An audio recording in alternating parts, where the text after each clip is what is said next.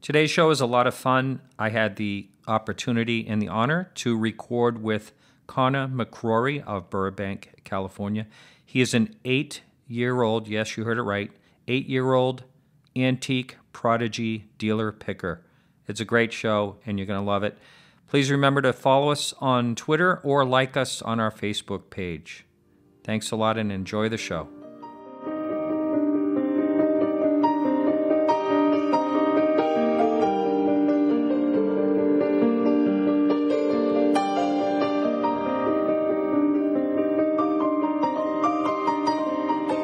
This podcast is sponsored by WorthPoint. Find out what your antiques are worth at worthpoint.com. How you doing, Connor? Good, thank you. And Connor, how old are you? 8. You're 8 years old, and you have a title called The Youngest Picker? Yeah. Oh, how did you get that? Well, when I was about 5, I started collecting, and I started watching American Pickers, and I just started loving antiques. Wow. Now, did you have any influence by your parents, or do they collect antiques? My mom collects Bakelite, but I find most of it. You find yeah. Is it because you're the right height to see the tables? Yeah. I'm able to sneak through when there's a big line on there. Oh, and no one will suspect anything, so you can just sneak right in there. Wow. Yeah. At like an estate sale or something like that? Yeah. Yeah. And I love Art Deco stuff. You do? Wow. And vintage Barbies from the 60s. Really? Is that your what's your favorite, very, very favorite thing to collect? Vintage Barbies. Really? Wow. Yeah. Now, have you ever found the number one? I never found it, but I really want one. And you probably will someday. Yeah. Yeah. I have some very rare ones. I have number 4. I have Fashion Queen, which is a very rare one. Uh-huh. I have a short-legged Ken, which is a very rare one. I never even heard of that, a short-legged Ken. One year in 1963, they made...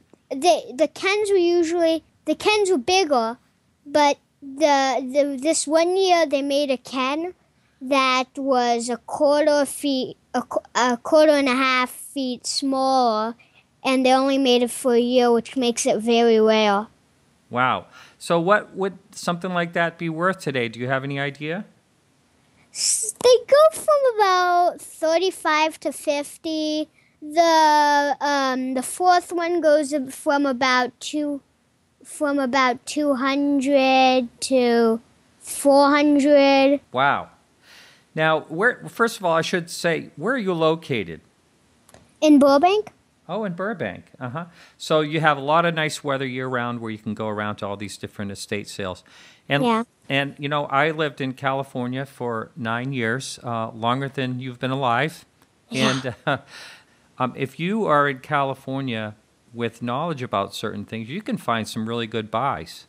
Yeah, you can. Can you tell, like the person listening, how do you tell what's a piece of Bakelite and what is... just plain plastic? What's the difference? How do you tell the difference? Well, there's a few things you could tell from the Bakelite. If it's real, it does not have a seam.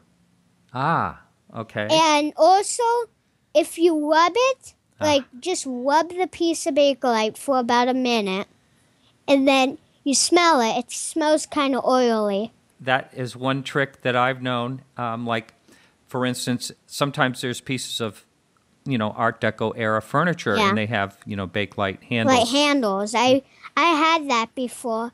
I had probably 5 pieces before, and I all sold them. And a lot of them were lucite handles, too. Yeah. Let's talk about some other things you know. Is there any other thing you really know a lot about? Lionel Trains. Oh, my goodness, really?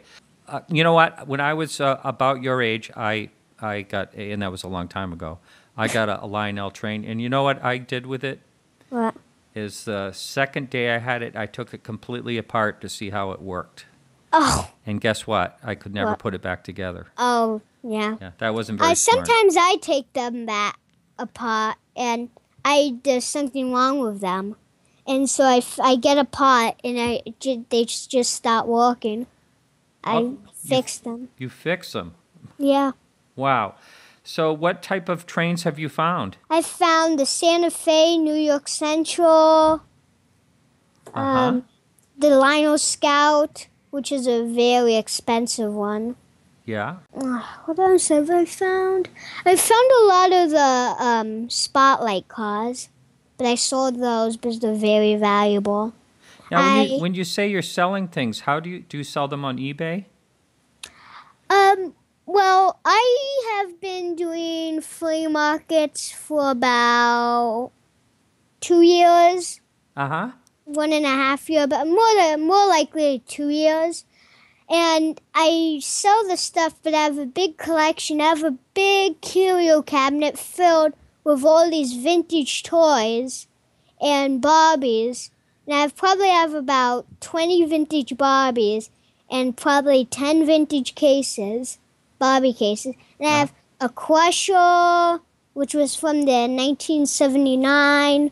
And I have the Japan robots. I have World's Fair stuff. I have Rookwood stuff. Rookwood? Yeah, a lot of it. What can you tell me about Rookwood? Do you know how to date it on the underside? Yeah, the flaming R. Yeah. The flaming R, there's like a flaming kind of. And then there's another way to tell. If you're looking at, it has a number on the bottom. One that I have says 2088, and some of it could be marked Rookwood, but that's rare stuff. An artist signed piece as well? Is that what you mean by that? Well, some pieces were signed, and there's another way. There's another thing I collect. There's a way to tell on Roosevelt, too. They make a lot of fake Roosevelt. I know. I can't believe they make fake Roosevelt, but they do. They do. And they make fake Bakelite, too. But they had the Roosevelt. I have a real Roosevelt teapot, which there aren't many made. Is it a green? Is it a green color? It's a blue one. It's a blue one, which is very rare to find. You usually find a brown one. Yep. Yeah. I've had a green one before, but I've never had a blue one. Did you ever sell it? Oh, yes. Yeah. What'd you get? I can't even remember. You probably remember what you get, don't you? I remember what I paid for it, but I have it in my collection right now. I paid $225 or $230. You're a big dealer. You spend some money to get stuff, huh? Oh, yeah. Yeah, you have to. Yeah. Yeah. So tell me, what's your best find? What do you think is your best find so far? I think it would be a Crusher, the Crusher that I have. What is that? It's a doll from the 70s. No, I don't even know if that was my biggest find. A Blythe doll was my biggest find. Oh, really? You know, it's funny. I have a listener in Australia that's a Blythe doll specialist, she told me. She knows all about them. Yeah. Wow. They have the big eyes, right? Yeah, the big-eyed dolls. Yeah. Yep. I also have a Little Miss No Name in the box. Really? Wow. Now, so what is the most money you've ever paid for something? The most money I ever paid for something was probably about $300. I'd guess. Yeah, about $300. Yeah, that's probably the most I ever paid for something. And do you still have that item, or did you sell it? I still have the item. So now I'm going to ask you this. What's the most you've ever sold something for? Or do you keep everything? Well, I don't keep everything. I got to make some money. Oh, that's right. Yeah. The most I ever sold it for was probably probably in the high. It was very high, I could tell you that. It was about $1,000. Wow. So if I'm doing the math here, and the most money you ever paid is $300 for something, and you sold something for $1,000, it sounds like you're on your way to a pretty good career. Well, actually, I could tell. I bought something for $225, which was the Blythe doll, and I sold it for $1,000. Really? Wow. Yeah. Now, where did you buy that doll? I bought it at a estate sale. Uh-huh. Now, do you ever look on Craigslist too? Very rarely, but I never. Yeah, very rarely, but I never see it. I never see anything. You know, Really. it's funny. When I lived in the San Francisco area, there was only Craigslist in San Francisco and at the time, and then I believe in your area as well. But when I first moved there, you could find some really good things on Craigslist. But now it's just flooded with all kinds of things, so it's hard to find anything. I could tell you, eBay's good too, because last week I was on eBay and I bought a lot of dolls, and there were a lot of Barbies and a lot of the clothes and a lot of the cases for $40. And I could tell you, the whole set was probably worth about $250. Wow. Yeah, there are some really good bargains you can still get on eBay. There's just so much stuff. Now, do you have an automatic search on eBay so you get an email? Yeah.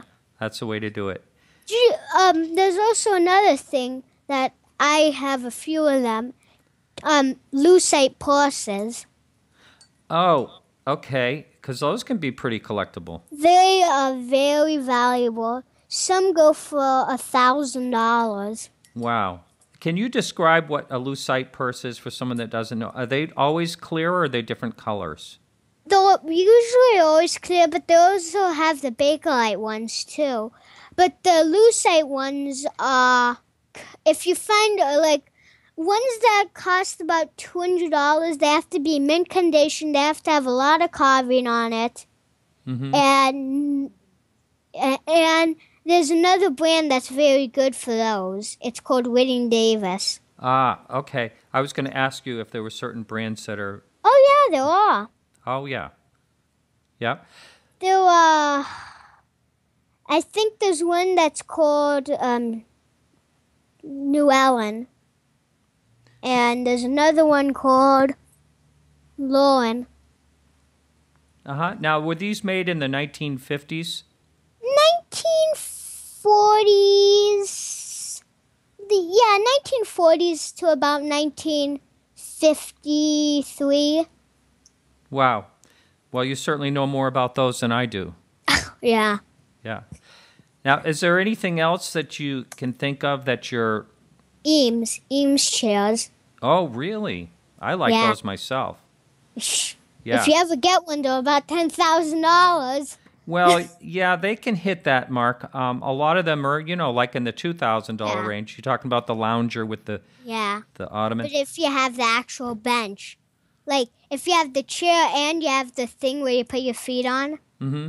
The ottoman. Uh-huh. Yeah. Yep. Then it could be really expensive.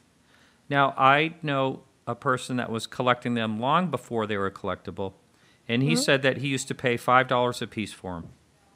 What, Eames chairs? Yep, this goes back, let's see, in the 1970s, he was paying $5 a piece for them. He was paying $5 a piece for Eames chairs? Yep, in the 1970s. In the 70s? Yep. What? That's crazy. What, just the benches? No, the chairs and the loungers, and it's because that nobody really paid attention to him back then. And he said that is crazy. He said he had his garage full of them because he was collecting the 1950s stuff before anybody was. See, sometimes it's really funny how the antiques business goes. Sometimes it goes up, things go up, and then a few years later they go down, and then they might go up again. And it's really hard to know what's going to happen next. So he had a feeling that people were going to start collecting 1950s items. Does he still have anyone? He's got a beautiful collection of everything. Do you have any? Do I? I don't have any Ames chairs, but I have some one? ant chairs. Have you ever seen those? No. They look like kind of like ants. You're going to have to look that up. It's called the ant chair. It's a modern chair. Okay, and they're a lot of fun. Chair? Yeah. Okay. And I also love Stickley and Green and Green. Really? Wow. Yeah. Now, what type of Stickley do you like? Do you like the furniture? The very common one, the one you see the most, is the rocking chair. Yeah. Or the chair. Now That's what you see. There's the Gustav Stickley. Yeah. And then the Stickley brothers and Yeah, Stickley brothers. Now, what when you see a Stickley rocker, when you're walking up to it and nobody knows what it is, how do you know it's a Stickley rocker? They usually have markings under the bottom. Mm-hmm. So it usually sometimes it says Stickley Brothers. I had a rocker once, and I had a Stickley bench. I had a chance to buy a Stickley table once, but I didn't. It was kind of expensive. Yeah, they can get expensive. Yeah, that can get really expensive, especially if you find a green and green table. Mm-hmm. Yeah. Wow. Now, I was at an auction one time where there was a Stickley table, and no one knew it was signed. They couldn't find the signature, but I happened to find it when I got home, and I was very happy. How much did you pay? I paid $500 at the time, and I did sell that. I made myself a tidy profit. And you sold it for $700? No, I sold it for quite a bit more. Oh, I was happy. yeah. Yeah. So I would be happy. Yep. I think it was $2,500 or something like that. So that was $2,500? Yeah, that can happen if you keep doing what you're doing. But Was you know what? it Stickley or green and green? It was a Stickley. What, for Stickley? Yep. It's crazy. Yeah. I've been at this for a long, long time, and I got to tell you, I've learned all my life by making mistakes. Can you talk about making mistakes? Because that's how we learn in this business. Have you made any? Yeah, I just made one today. What'd you do? Well, yeah, I did, but I paid $40 for a bracelet, Yeah. and I look it up on eBay. It's one selling for $4. Uh-oh. Well, you can only lose $36 or so. Yeah, you can only lose $36. Yeah. But the other stuff that I bought in the lot for $50 covered for it. Oh, there you go. So Yeah. that's okay. Well, I've made a lot of huge mistakes, but, that all works out. Sometimes you buy something and you make $200. Sometimes you buy something and you lose $200, but sometimes you make $500. Yeah. So I heard you have an auction. Yes. Yeah. Did you ever sell any vintage toys there? The auction company I work with, we have a whole toy department, and we're one of the biggest vintage and antique toy auction companies in North America. Yeah, send me a picture of that. That'd make me happy. Oh, I'll definitely do that. Definitely. Yeah, and did you ever sell vintage Barbies at the auction? I have a friend that had an entire Barbie auction. Can you believe that? Are you serious? Yeah, this goes back maybe 15 years ago. Did you buy anything? No, I didn't go. I wasn't in town at the time. Was it expensive? The very first, the Barbie #1, those always do really well. Yeah. And there was a lot of them. I know that. And this is, like I say, I don't even think he put this on the internet. So now we have the internet. It makes it even harder to get any good bargains. Yeah. Yeah. So do you use the internet? I just heard you say eBay. Well, I use the internet. I do Etsy, Ruby Lane. Now, do you check for what things sell for? Yeah. You have to go on complete listings on eBay. Oh, that's how you do it. See, I do some work for a company called WorthPoint. Have you ever heard of them? Yep. It's a price database of, I think there's 150 million items on there that you can look through. So. What? There's 150 million? Yeah, that'll keep you busy. Do you think your future is going to be in this business? Probably. I think I'm going to get a store when I'm older. Well, I'll tell you what. I talk all the time on this show about how there's just no young people getting involved in the business, and you proved me wrong. You know how I found you? Off of Facebook? That's right. I was looking online. I was saying, I wonder who the youngest picker is. All of a sudden, I came across this thing said youngest picker, and that's how I found you. Wow. Did you see all the pictures there of me at estate sales? I did, and I'm gonna link that to this podcast so people can see it. And you met some people that you saw on TV, right? Do you know the cook of MASH, Jeff Maxwell? He's on MASH. Oh, okay. And I met him before. Yeah. And he was the head cook of MASH. And he's filming me well, not filming me, but he's seeing what I see. Look came over and he wants to get a show with me and he doesn't, and it's very fun, and I have a lot of fun with him. Uh-huh. I also met Alan, From? Auction Hunters. Oh, okay. Uh-huh. He was doing a estate sale, and I met him, and I had a lot of fun doing that. And he was filming me a little while, but I didn't get on TV or anything. But I had fun, but he ditched me. Uh-oh. Wow. But I thought you should have had me on TV. I do too. Hey, now, let me just ask you something. When you go into an estate sale and you're on your own, you got yourself a pocket full of money, and you see something that's priced, but you think, well, I can make a little bit of money on that, but not a lot. Do you try to negotiate with the people? Well, sometimes it matters what the piece was. Like, you would have to give me an example of what piece. Okay, let's say you went in and you saw a Bakelite bracelet in a rare color, and you know that... Was it polka dot? Oh, sure, okay. Okay, so it was polka. And what's the polka dot one worth? They go for anywhere from $500 to $2,000. Holy moly. Okay, so you find yourself a polka dot Bakelite bracelet, and you're like really excited. And you look and it's priced, say it's priced $450, and you don't know if it's a $500 one or if it's a $2,000 one. Well, it really matters how many polka dots it has, because it has a lot of them. I don't even know. I think those are the less rare ones. No, those are the rare ones. But the one that has the earring clips, those are worth a lot of money. Ah, okay. So let's just say you go in there and you see this thing and you know that it's worth between $500 and $2,000. It's marked $450. Are you going to take the chance, or are you going to see if they'll come down a little bit on... Well, it matters how much money do I have. Ah, okay. That is kind of important. All right, so I'm going to say you have a pocket full of money, maybe $1,000 in your pocket. You just want to get a deal. Are you going to try to negotiate with them?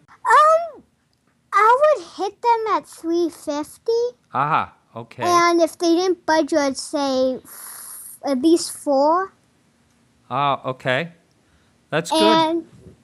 And yeah, I would say $4, and then if they didn't do $4, I'd say $4.25. But then if they didn't do it, I would take it. Because if it was worth $700, and you can make a lot of money on that. Just say, what if you had doubts? What if you thought, well, gee, it's possible I might lose money. Are you still going to go for it and then see what happens? Well, the thing is, I'd probably keep it until I'm older, because I have a 500-piece collection of Bakelite pins, bracelets, and brooches. Did you say you have 500 pieces? Yeah. And you've only been doing this for 2 years? 2.5. Wow. 3. Yeah, more like 3. All right, so you must go out every single weekend at least, huh? Pretty much. I Yep. go out on Fridays and Saturdays, but no Sundays. I see you take Sundays off. Yeah. That's when I have to do the flea markets. Oh, you work the flea markets. Okay. Oh, and there's something very, very, very rare to find. If you ever see a Bakelite umbrella, Ah. and it's Art Deco, Mm-hmm. and it's under $200, I would say buy it. Oh, that's... I have one, and I'm going to tell you, I have jewelry at my booth. I have a lot of it. So there's one stolen silver piece that she liked, and I traded it, but she was only asking $25 for it. So I traded with her on for the stolen silver bracelet. And stolen's really down. Yeah, It's like $15 an ounce. Yeah, it's been going up and down for a while. Yeah. Gold's okay. It's in the middle. It's could be better. So do you actually buy silver too and gold pieces like jewelry? Well, let me tell you the truth. I do Art Deco silver and gold, and I always buy gold. And a friend of ours, just passed away, and her mother had an estate that she wanted to give us to do the estate sale for. And she had a big box of jewelry, like at least 500 pieces. And so she consigned it to us. Wow. And it had a lot of sterling silver, not really much gold, a few pieces. So when the bracelet with the Bakelite umbrella, so we did it, and we did the sterling silver bracelet, and she gave us $10 and the umbrella. Well, I bet you were pretty happy.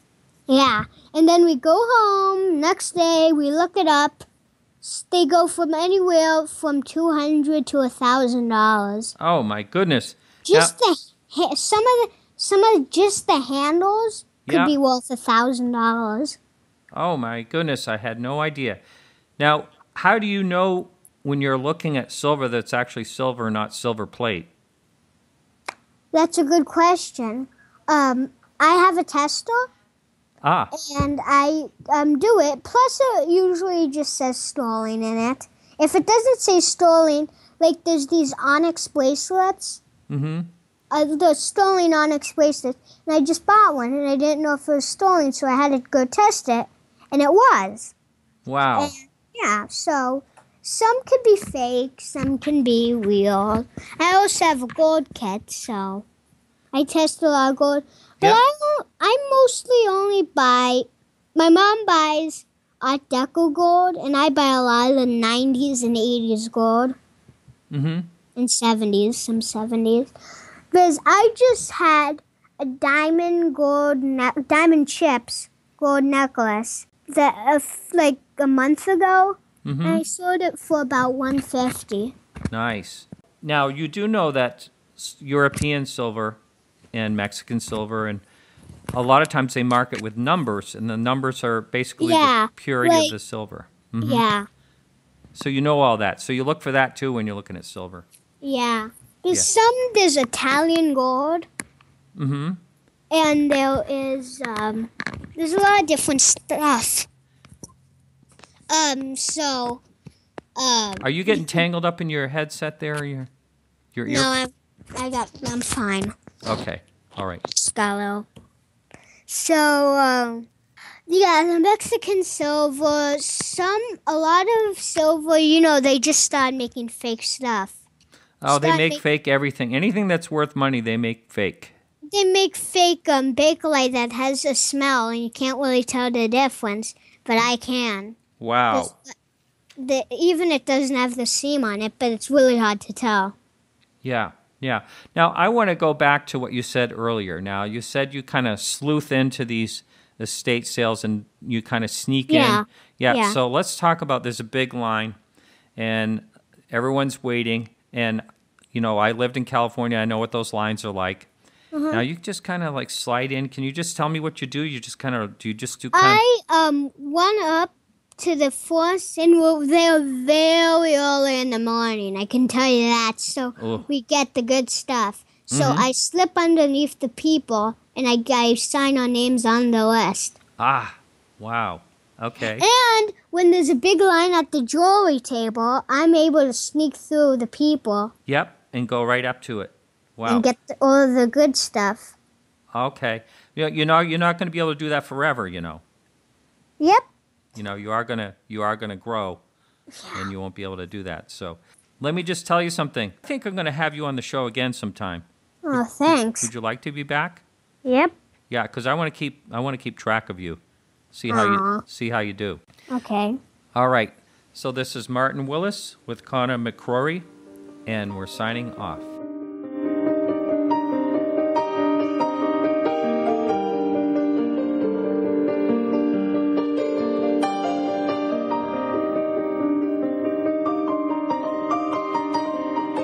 This podcast is sponsored by WorthPoint. Find out what your antiques are worth at worthpoint.com.